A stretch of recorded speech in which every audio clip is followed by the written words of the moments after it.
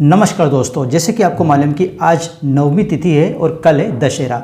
और दशहरे के दिन ही माता रानी का विसर्जन हम करते हैं। जो लोग घर में कलश स्थापना करते हैं या घट की स्थापना करते हैं उनको भी विसर्जन करना होता है, और साथ ही जिन लोगों ने पांडाल लगाकर माता रानी की मूर्ति का स्थापित किया है उनको भी विसर्जन करना होता है। तो इस वीडियो में हम यही जानेंगे कि विसर्जन किस प्रकार से, यानी कलश या घट का विसर्जन किस प्रकार से किया जाता है, उसकी सही विधि क्या है, और साथ ही हम इस वीडियो में घट विसर्जन का या कलश विसर्जन का जो समय है यानी कि शुभ मुहूर्त है वो भी इस वीडियो में जानने की कोशिश करेंगे। अगर आप भी ये सब चीज़ जानना चाहते हैं तो इस वीडियो को अंत तक जरूर देखिए। अगर वीडियो पसंद आए तो उसे लाइक और शेयर कीजिए और हमारे चैनल को सब्सक्राइब करना ना भूलें। तो चलिए शुरू करते हैं। तो सबसे पहले तो मैं आपको ये बता देता हूँ कि जब कलश उठाते हैं, आप कलश को जब सरकाते हैं या थोड़े सा खिसकाते हैं तो हाथ में आप चावल के दाने जरूर रखिए, कुछ भी दाने चावल के जरूर रखिए। और उठाने से पहले, सरकाने से पहले या जो कलश है उसको अपनी जगह से थोड़ा हिलाने से पहले आपको क्षमा प्रार्थना जरूर करनी चाहिए। कलश उठाने से पहले एक मंत्र है जिसको आपको बोलना चाहिए। मंत्र क्या है? मंत्र मैं आपको बता देता हूँ। आवाहनम न जानामि विसर्जनम पूजाम चेव न जानामि क्षम्यताम परमेश्वरी। दूसरा है मंत्रहीनम क्रियाहीनम भक्तिहीनम सुरेश्वरी यत् पूजितम मया देवा परिपूर्णम तदस्तु में। ये जो मंत्र है इसको आपको बोलना है। साथ ही एक और मंत्र है एम ह्रीम क्लीम चामुंडाय बिच्चे। इन तीनों मंत्रों को बोलने के बाद ही आपको कलश को अपनी जगह से खिसकाना चाहिए। अब आपको अगर मान लीजिए संस्कृत नहीं आती है तो आप इसका हिंदी अनुवाद करके भी बोल सकते हैं, या मन में आप क्षमा प्रार्थना कर सकते हैं कि हे माता रानी, मुझे आपका मंत्र नहीं मालूम है, आपका विसर्जन या आपका आह्वान मुझे मैं नहीं जानती हूँ। अगर मेरी पूजा में किसी प्रकार की कोई त्रुटि रह गई हो तो मुझे उसे क्षमा कीजिए। इस प्रकार से भी आप बोल के काम चला सकते हैं। और अगर मंत्र भी ईजी है, ऐसा कुछ नहीं है कि कोई टफ मंत्र है, मंत्र बोलकर भी आप ऐसा कर सकते हैं। तो आपने हाथ में चावल लिए, चावल लेने के बाद में आपने हाथ जोड़कर माता रानी से क्षमा प्रार्थना की, और ये जो मैंने मंत्र अभी बताए हैं इन मंत्र को बोलते हुए आपको कलश को उठा लेना है या कलश को अपनी जगह से सरका लेना है। ठीक है।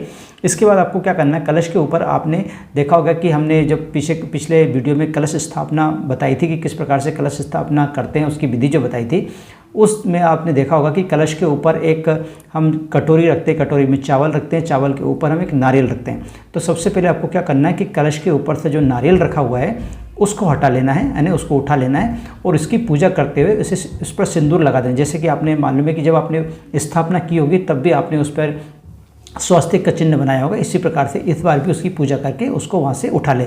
साथ में अगर आपने चुनरी भी उसमें लपेट रखी, क्योंकि अक्सर जगह क्या होता है कि उसके अंदर हम चुनरी लपेट देते हैं, लाल कपड़ा लपेट देते हैं, तो वो भी उसमें से उठा लें। ठीक है।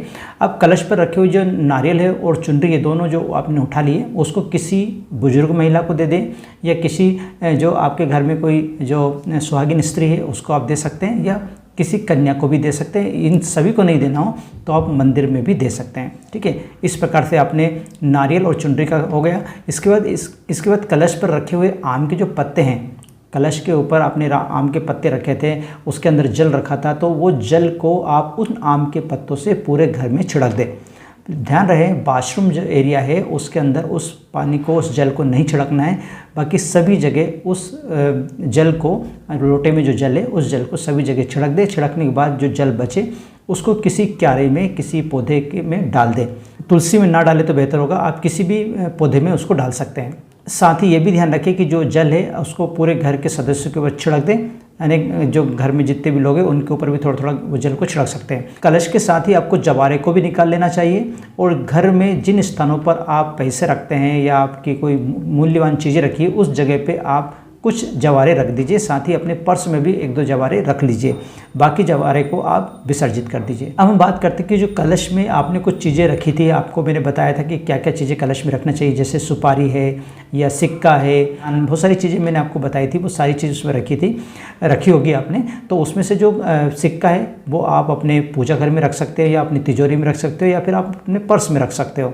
ठीक है। और सुपारी जो है उसको फोड़कर आप सभी लोग प्रसाद के रूप में उसको भक्षण कर सकते हो, सभी लोग उसको ले सकते हो। तो चलिए अब मैं आपको ये बता देता हूँ कि विसर्जन का महत्व क्या है, यानी कि आप जो कलश विसर्जन करते हो उसका क्या महत्व है। तो ऐसी मान्यता है कि व्यक्ति विधि विधान से कलश को विसर्जित करता है तो उसके जीवन में सदैव सुख समृद्धि बनी रहती है। कलश में रखे सिक्के को अपनी तिजोरी में रखने से धन धान्य में बरकत होती रहती है, तो इसलिए कलश का विसर्जन करना जरूरी होता है। अब तो चलिए हम जान लेते हैं कि अब कलश विसर्जन का शुभ मुहूर्त क्या है।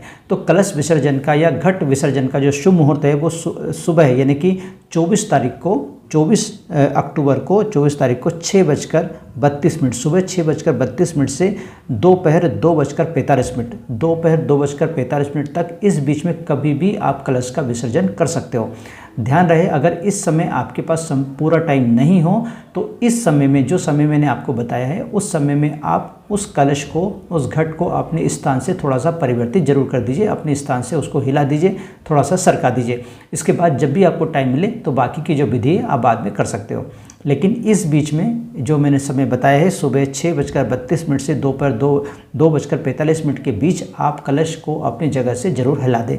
कलश है तो कलश को हिला दीजिए, साथ में अगर जवारे हैं तो उनको भी आप वहाँ से उठा लीजिए। अगर मूर्ति स्थापना की है, आपने पंडाल लगाया है, तो भी आप मूर्ति को अपनी जगह से इस समय के दौरान हटा दीजिए। इसके बाद कभी भी आप इसका विसर्जन कर सकते हो।